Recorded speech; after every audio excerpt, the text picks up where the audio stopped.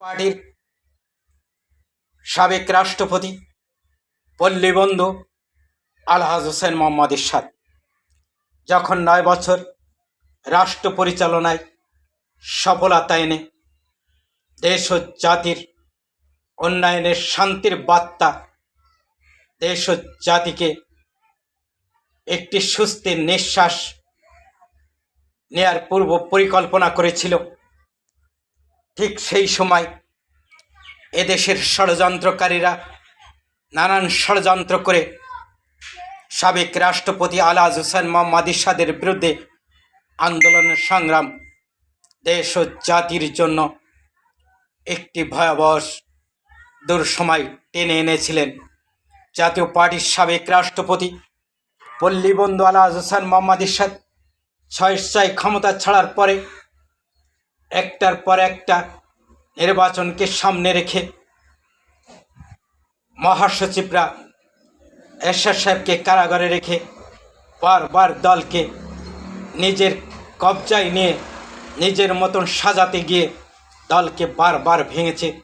2001 সালে যখন 4 দলের জোট করেছিল, তৎকালীন নাজুর রহমান মঞ্জুর সাহেব জাতীয় পার্টির মহাসচিব ছিলেন।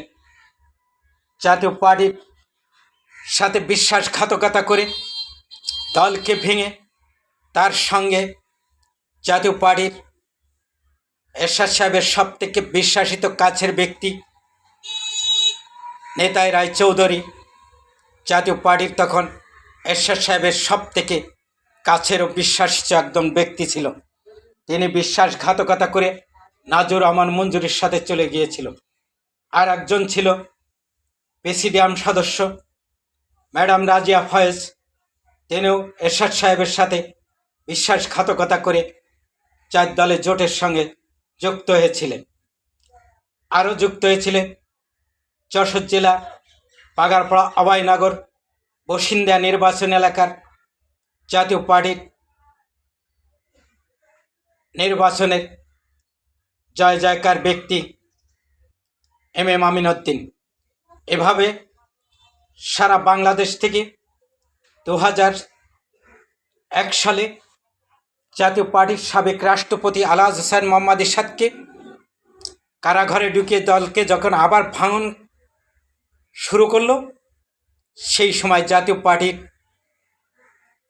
বর্তমানে চেয়ারম্যান গোলাম মোহাম্মদ কাদের দলের দেখাশোনার দায়িত্ব নিয়ে দলকে পরিচালনা করতে চাইলেন।